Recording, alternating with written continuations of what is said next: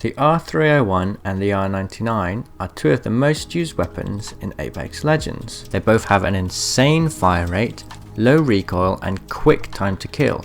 But which of these two weapons is better? I wanted to find out. In this video I take a look at their damages, their range and their recoil to find a true winner.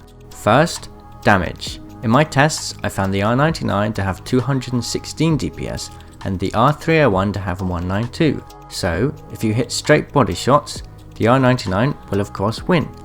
Here's the time to kill calculations.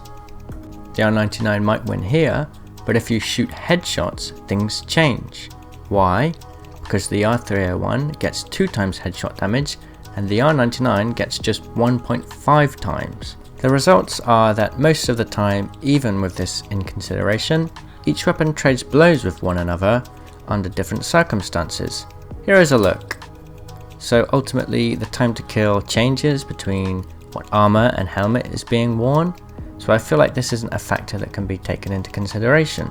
However, at more than 40 meters, the R99 loses its headshot bonus. In this case, here's how the stats look. So whilst both weapons may pretty much tie on time to kill at 40 meters or less, any further distance and the R301 is better. Now, moving on to recoil. It's clear straight away that the recoil on the R301 is a lot easier to control than the SMG. As you can see on the left, the R301 has a much tighter recoil.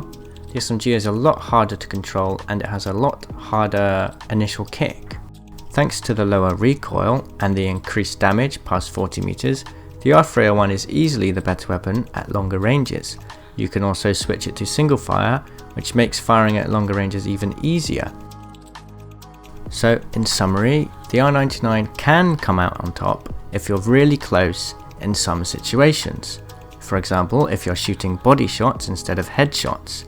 However, past 40 meters, the R301 will always win. And the R301 is more useful even further than that too. Thanks to the single fire mode and the reduced recoil, you can fire effectively up to 300 meters. So what does that mean for you? Well, if you need more help engaging at longer distances, definitely pick up the R301. If you're constantly pushing players right into their face anyway, the difference isn't going to be that noticeable. So that's it summarized. I hope that you now know more about both weapons and which weapon comes out on top. If you want to see more weapon guides and Apex Legends content, make sure to check out my channel. I've got plenty of videos there and plenty more to come. Alright, thank you so much for watching. Cheerio!